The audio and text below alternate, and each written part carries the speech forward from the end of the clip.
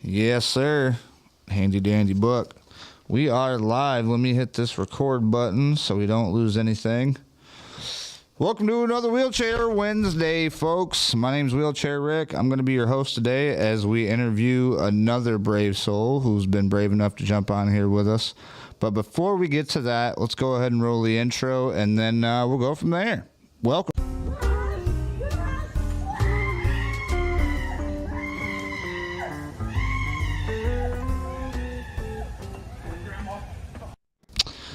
So today we have a special guest. I want everybody to welcome Fatima Bey. What is up? How are you? I'm good. How about yourself? I'm doing well. So let's go ahead and just start this off. How about you introduce yourself? Who you are, where you're from, and the first question is, how did it happen? How did you get injured? So we'll just start off there. Well, my name is Fatima Bey, and I'm from California, currently living in Atlanta, Georgia, the dirty South. And The dirty. my injury happened, I was hit by a car 7 years ago. So I was hit by a car. I was on life support. I broke so many bones. My arm, this is my right arm. I got a pin in my elbow. I have plates in my front, plates in my back. Ooh. I have a rod in my femur. I got a skin graft. I spent 2 months on life support, and then I spent 2 months at another hospital in the stroke unit. So that's for people that have strokes and spinal cords. Right. Man, you went through a lot. That's a lot of stuff they had to put inside you. Yes, my femur has a rod. I feel like I'm the bionic woman because I got So many metal parts in you. Right. What is your level of injury, if you don't mind me asking? Are you a paraplegic? Obviously. Well, in the beginning, when I first got injured, I couldn't do anything. I was complete. I couldn't even breathe. Like I had a trach and everything. So in the beginning, I was considered a quad. And then over time, as my body healed up, so originally I was a C4, C5. Okay. So, and then eventually I became a paraplegic, incomplete para, because I have use of my legs, but it's just walking is a challenge. It's hard for you to get up and walk, but you can still feel everything now. Like you got your feeling back, and you can kind of move, but you spend most of your life pretty much in the chair. Well, I still work out my legs and everything, but as far as like feeling, I'm probably like 80%. So I can't feel everything, but I can feel like sensation. Okay. All right. Well, that's kind of what brings me to my next question is, would you walk if you could? Now, you are walking. You do walk. No. Oh, you don't walk. Okay. So do you use any kind of aids to kind of go through, like if you do like PT or anything like that? Do they stand you up? No. I work out my legs on my own. So I'm 7 years in. I'm like 7.5 years in. So in the beginning, I was in physical therapy and occupation. I spent maybe like 3 to 4 years in all different types of programs. But now I just work out, and for my legs, I'll go in the gym and I'll just do leg presses. And then I'll practice sitting to standing. But as far as actual walking, since I've been in a wheelchair, the most steps I ever took was maybe like 4 steps. But that was in like a walker. Okay. All right. Well, that brings me on to my next question, which is dating or married. Like, how does that work for you? Like after, I mean, obviously before the wheelchair and then after, like when you had to, after your accident, how does that go? How does that go for you? Oh, it's been an experience, all right. It's been a roller coaster, but I did date. I was in a relationship for about a year in my wheelchair, and I think that experience was just crazy. But I guess now I'm dating because I'm not married, so. Okay. Just still dating it out, huh? Checking it out. What is, so now being in a wheelchair, you said you're 7 years in, so you're not spring chicken, so to speak. What is your biggest, No spring chicken. what is your biggest pet peeve now about being in the wheelchair? about what other people do or how they act or what they say or everybody's got one, I'm sure, you know. What do you think yours is? Well, I can't stand when people be like, "Can you have sex?" I'm just like, is that all you worried about? Right. That's your biggest question? Are they? Well, that's the question I get asked the most. They're like, "Can you have sex?" And I'm like, I don't even know you. Well, that's what I mean. That's their biggest question. That's the first thing they think of is like, I need to ask you this. Because that's happened to me, too. They're like, man, I don't mean to be front, but like, does it still work? I'm like, do you want to find out? Like, what is, I mean, you know what I mean? You can't even say, hey, how you been? How's your day? Like, you just come out with that. Like, that's crazy. And I tell men it's different because when a woman has a spinal cord injury, a woman is internal. So for men and women, it's not the same. So a woman, her stuff, she can still use it. Whether she can feel it or not, that's based on the individual. But I'm like, she's a woman. It's inside. It's not out. Yeah. Yep. A lot of expectations on the men's side of the whole sexual aspect when it comes to that type of thing. I've noticed. Well, I've been with men, and before I was in a wheelchair, I dated a couple of people that were in wheelchairs, and that was not the issue. Right. Glad to hear. A lot of my wheel guys out there, wheelchair guys, man, still going strong. Like, we don't let it get us down. You know what I mean? So to speak. That's a pun too. Hey, my thing is, as long as you got fingers, you good. Right. There you go. What is something that you wish that you could do still that you're not able to do anymore? Like the biggest thing. I guess run around. Like I just be wanting to run around. Like I feel you. I see the kids all the time running back, and I'm like, man, I remember how that felt. Like, that was fun. Yeah, I was like, because what it is, I'm 30. I'm 32, so I spent more years walking than I actually did in a wheelchair. Right. So it was like, I just want to go run around, and I'm just like, I'm just sitting here. Right. No, for sure. Brandon Pickens, what's going on, my buddy? One of our viewers just chimed in. Hello. So, yeah, I feel you, too. And it's funny how, like, being in I don't know if you can hear that. That's him sharing it. Thanks for that share, Brandon. I feel like we take for granted, you know what I mean? Like, before our accidents, we took for granted wanting to get up and run around because we didn't realize, you know, what it was like to not be able to do that. So it's like now, you know what I mean, that we're in the chair and it's like we can't just get up and go, you know, bolt out the door, run around with your kids or do whatever. It's a whole different story. I mean, on my aspect anyway, that's the way I look at it. Yeah, I have a son, so I be just wanting to chase him around and stuff. It's like I'm in a wheelchair, but it's like I don't go that fast. So right. Like... Right. Even playing Frisbee, like we were playing Frisbee yesterday, and I'm like, it was just outside my reach this way, and I'm in my power chair, so it's not like I can just, you know, instantly go left and right. And I was like, man, it was just this close, but I couldn't, you know, step over just to grab it. And I remember how easy that used to be. It's just the little things that you kind of take for granted. You know what I mean?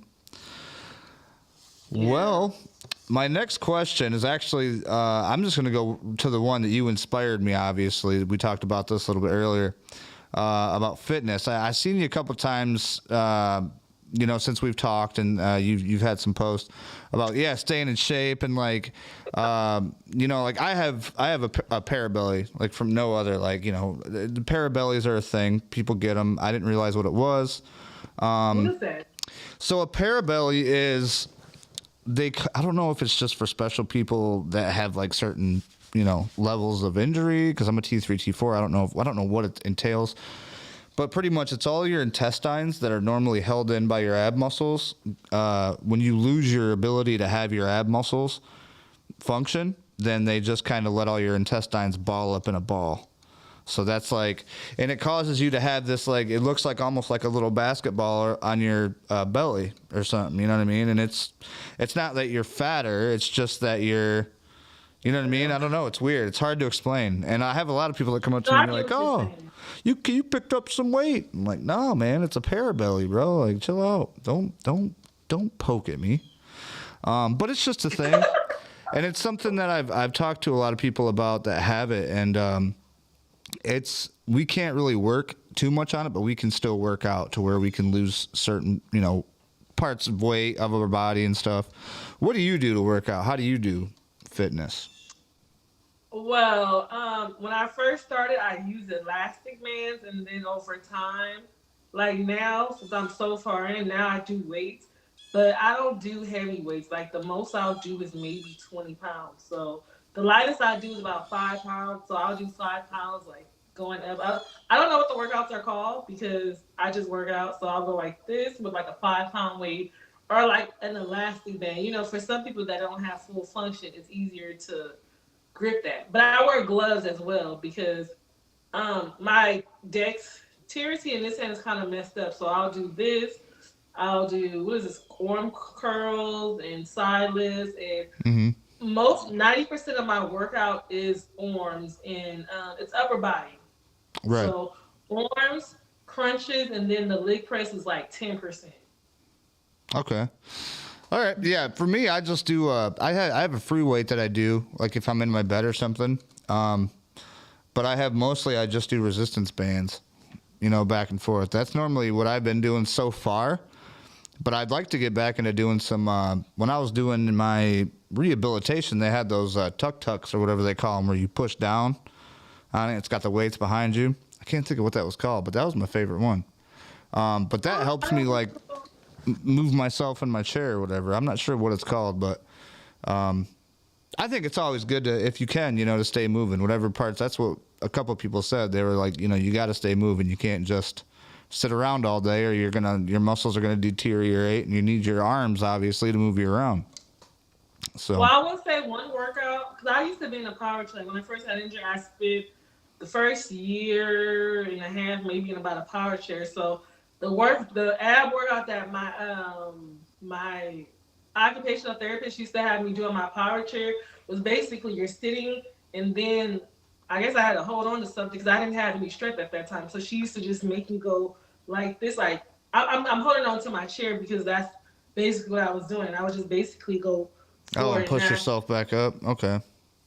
Yeah, so it's basically doing a sit up, sitting down, but that's how I had to build up my ab muscles because I was very weak. So right. Yeah, it's just push yourself down and push however far or less you can go, but that was how I got my abs to be strong in order to get here, because this is a whole another story, Oh yeah, for sure. Well, this is kind of a new one too. What type of wheelchair? Obviously, you use a manual. You said, right? Yeah. What type of wheelchair do you have? Do you know the name or what it's called? Quickie. It's a Quickie? Okay. Is it a Quickie? I don't know. They have like LTEs, lights, anything like that? Any kind of special brand? I'm going to guess it's a light. I'm going to guess it's an LT. Because they have, it's an LT, I guess. Okay. Do you have a name for it? Do you ever call it something? No, I mean, do you have like a pet name for it? Like for instance, my wheelchair, my manual wheelchair, I call Blue. Like it's old Blue because it's got blue all over it. Oh, you know what? I don't have a name for it, but my wheelchair, like I had got my wheelchair custom made. Like I'm from California, I had got it custom made after Kobe died, so I had got it in the color of the Lakers. So I'm gonna call this my Lakers chair. I don't know if you can see it, but it's purple, and then on the sides it's like gold. But I got it, and I guess it's my Lakers chair because my old wheelchair was black. Nice. I mean, hey, I'm a fan of black. I'm like Henry Ford. You can have any color you want as long as it's black. Hey, you got all black right now. Yeah. I mean, I don't know. I've always got with it. You know what I mean? I've always liked it black and white, real simple, plain. You know what I mean? It pops right out to you. So okay, let's move on to the next one. Now, this is different for a lot of people. Not everybody has the same injury. Obviously, everybody has their own story, and I'm sure a lot of people that have spinal cord injuries deal with pain. What is your story with pain? How do you deal with it? Where do you have it? What's that about? Tell us about that. Well, in the beginning, I had a lot of nerve pain. So I used to take gabapentin. That's what I used to take. But now, me and Mary Jane, we best friends because I hear that. I'm more of like a natural holistic type, so I don't like taking any over-the-counter medication unless I have to. So right. I just stick to Mary Jane because I'm like, it doesn't do the same thing that the medicine does. You would think so. You would hope so. I mean, it's better than me being on. I used to take a lot of hydrocodone, but I felt like I was just being drugged up. That's what they used to give me. Yeah. For me, and that's I'm pretty sure that's a narcotic too, the hydrocodone. Because I mean, yeah, I was about to say because I remember when they were giving me like Vicodin and what else was it? They were giving me something else, Valiums. All kinds of shit. And I was like, man, I was even on fentanyl at one point when I was almost dying. Wait, what? No, they give you that that's for pain? No, that was for me. I don't know what that was for. I was like, I almost died twice. My story's crazy. Like, I was in the hospital, like, I was in a car accident, but it was, I don't know. There's a whole story that people can watch on it. This is not about me. This is about you, but. Well, I'm going to just tell you that I spent 2 weeks in a coma. I went in the hospital. Me too. 2-week ring. Me too. I spent 2 weeks in a coma, and I woke up, and all these people were surrounding me, and it was after my surgery. I got into a coma during my surgery. I went into a coma. Man. So I just woke up. I didn't remember anything. I was just like, well, I'm in the hospital. I actually thought I died. Like, I swear, when I was in a coma, I was like, I saw the white light. Oh, man. I was at my funeral. That might have been something, though. You never know. That could have been your brain, or that might have been something. And mine, and when I went out right after my accident, I thought I seen my people. You know what I mean? So it's like I told somebody that I don't remember any of that, though. You remember yours, so you never know. Because I thought at that time I thought I was awake. I was like, this ain't real. Like I'm just because I'm walking around. Right, and you got hit by a car. Right, you didn't know that it was coming. Yeah, so I didn't know that I was actually in the coma. I'm thinking I'm just like, oh, what's going on? The white knight. Where's all these people doing here? Right. So do you have any pain? Like, is there anything like that you my deal back. with? Your back mostly. My back pain is my back, and then sometimes my stomach. Like I don't know. It's just I think when you're just in a wheelchair, the stomach pain and the back pain. So yeah, I got 2 rods through my back that I feel every day. Like my level of injury is right here. I can't feel anything underneath here or move anything. So like just up here is where I feel and what I can move. And every day I feel that pain. So it's like without my pills, I take gabapentin, which I've heard good and bad, but without it, I can definitely tell it's worse. You know what I mean? Yeah, I have a plate in my lower back too, so my back be hurting. And then I think my worst pain is in my shoulders. Even though I work out my arms so much, I'm sure I'm damaging my rotator cuffs. You know? See, and that's one thing they told me about the manual chairs with the versus the power chairs is because the power chairs you can save your shoulders more. So that's another thing maybe. I don't know. So the next one is what helps you, like after you got injured and you got out of the hospital, what helped you most after that to kind of get through it and push on? Well, I had actually spent my first year, I had went into a deep depression, but once they threatened to kick me out the hospital, I had to snap out of it. But I did spend my first year after my accident in a depression, and what helped me get out of that, I just went back to school because I was just like, I can't just sit here and not do anything, and I felt like that's what I was doing because I had to recover, and people don't realize how long that process takes. Like my first year of college, I'm in therapy, but that's what really helped me. Well, when I was in the bid farm before I got into a power chair, I would just make jewelry. Like I was so bored, I would just make jewelry and bid all day. And then I just was like, I want to go to school. I don't want to be here. Right. Yeah. Yeah, I feel like it's hard to kind of once you go through that to kind of pick yourself back up. You know what I mean? So everybody has their ways of dealing with it. That's just something that I figured, ultimately we talked before, somebody someday is going to look back at this and be like, oh, that's awesome. Make jewelry, that'd be cool. And then they could probably try that out. I thought about like putting together models, but once I got the models myself, it was never, I'd look at it and think it was a good idea until it was time to do it. And then I'm just like, nah, I'd rather just watch YouTube videos. Which actually, it's funny. I said models and you said jewelry. Because the next question is about hobbies. Like, what do you do now to, like, kind of keep yourself busy? Is there a hobby, that you did before that you do now? Or Well, I guess I'm always working out, and then I have a son, so I think children just keep you busy. Like, so like Right. in the morning time, I get up, get my son ready, clean up, work out. I'll write, I'll read. I'll be on YouTube. I'll just try to just do stuff so I don't feel like I'm not doing anything. Okay, you're not wasting your So day away, right? yeah, but school was the main thing that always kept me busy. I was like, if I'm in school, I got something to do. Right. One of our viewers, Brandon, said, "What do you enjoy doing in your free time?" What do I enjoy doing? It's a good question. I'm a writer, so I guess I like to write. I like to write poetry. Oh, okay. Nice. Do you have a site where you put your poetry at, or you just do it on like Facebook, or how do you do that? I used to be, I don't know if you ever heard of this website, but it was called Al Poetry or allpoetry.com. And that's where like I have over 100 poems on that website. But I always forget my username. But I that's where all my poetry is at. I mean, I have some poetry on like YouTube, like some videos and Instagram, but the things I've actually written are on allpoetry.com. So Right. Right. Nice. you can Nice. look me up there, Callie. I think my name is Callie951. Cali nine Yeah, five I one. don't How do you spell remember. it? CALI951. That's what I think my name is on there. I don't That's remember. what she thinks, folks. Don't hold her to that because it could be different. But if you're into poetry, check it out. I would say I'd put a link on here if you had one. And you can always do that. If you find something that you're like, hey, I would like to put this onto my story or whatever, we can always go back and put that on there so a link so people can just click it. You know what I mean? Yeah. So, yeah. Next question is travel.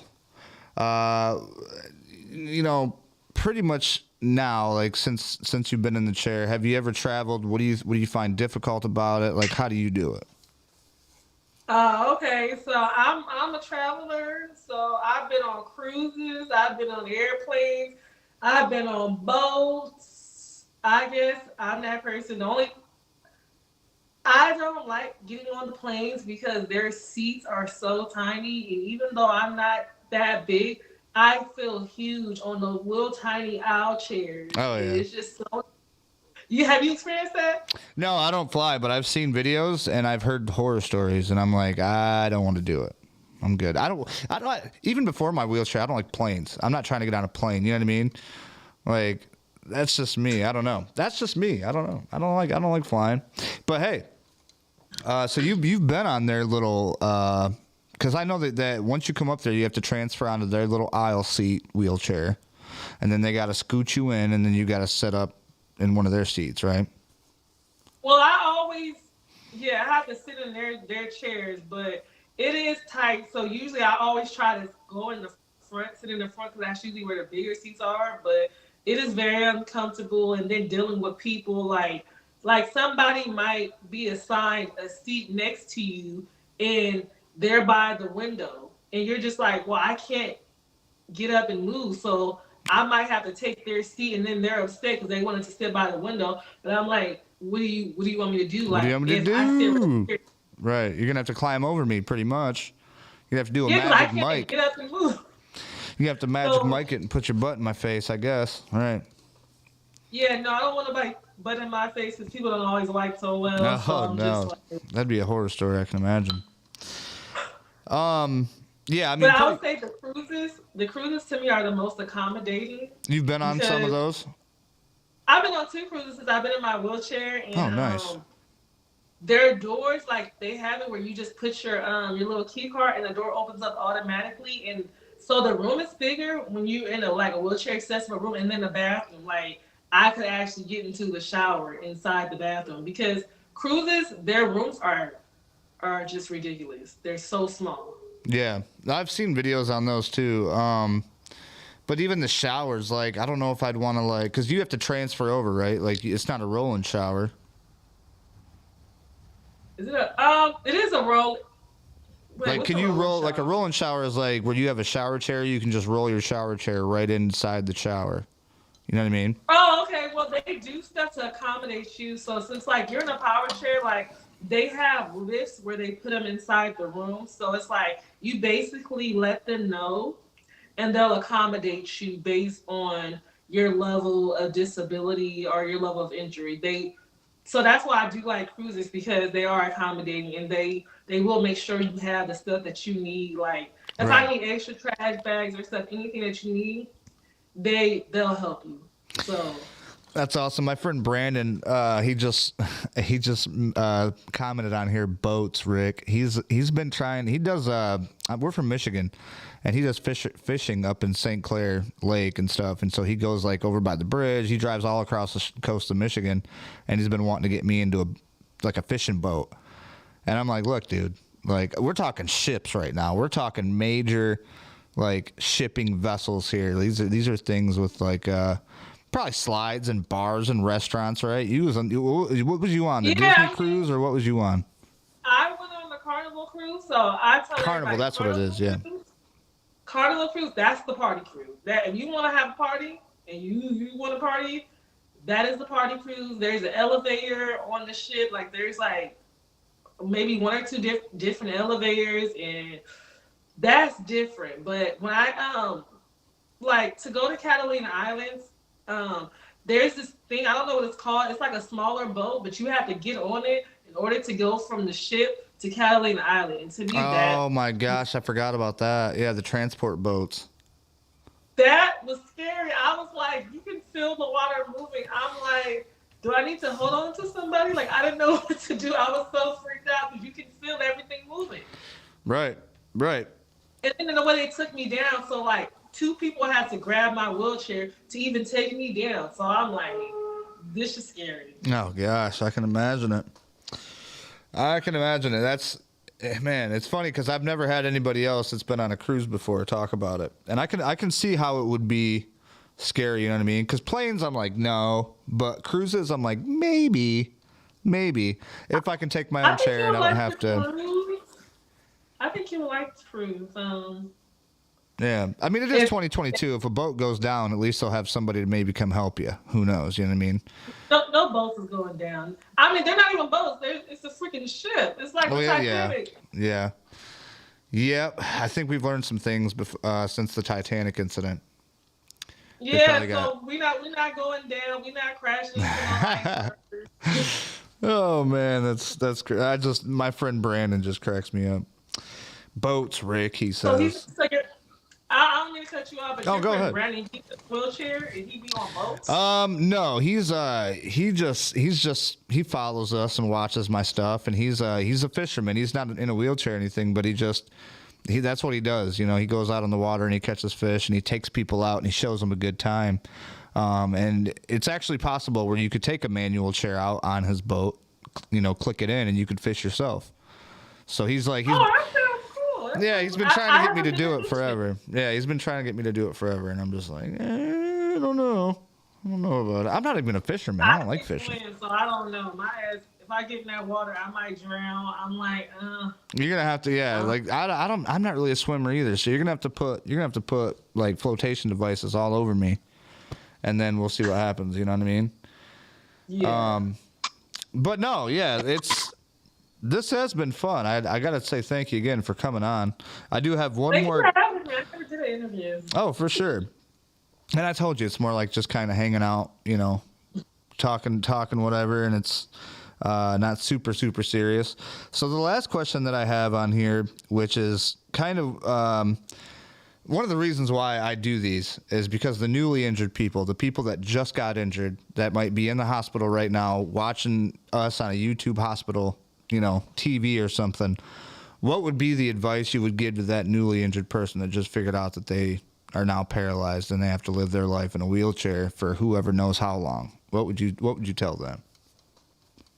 I would tell them that the road to recovery is slow, and that you should never rush the process. I think that's the most important thing. Like, I think people that are newly injured, they just like, oh, I want to get my life back together. But I'm like, it's a process. Like, once you get hurt, whether you get shot, hit by a car, or anything, your body has to take its own time to heal itself. Right. So I would tell them to take a year off, or however many years that they need, and just focus on just trying to get better, because it's going to take time. Right. Yeah, 100%. I love that. You are even right. me, this is 7 years, so. Right, and you're still growing. You're still learning, right? And it's just like, with me, I'm coming up actually on the 26th of this month will be my 3rd year. So for me, it's kind of like everybody says. So you're new too. Yeah, a little bit. Everybody says your 3rd years are worst, kind of, because it kind of creeps up on you and you realize, like, this is really real. And it's because in your mind, when it first happens, you think this is kind of temporary. Like, I'll just deal with this for a little bit. You know what I mean? No big deal. But then after the 3rd year, you're kind of like, this is kind of serious, Like, this is me now. Luckily, I've had such a good support system, and I'm hoping that most people can have that, you know what I mean, to kind of find something to push them through to help them out. But yeah, I like that. Don't think that just now everything's over, but don't try to rush the process. You got to actually let it work itself out, because it does get better. Yes, you do.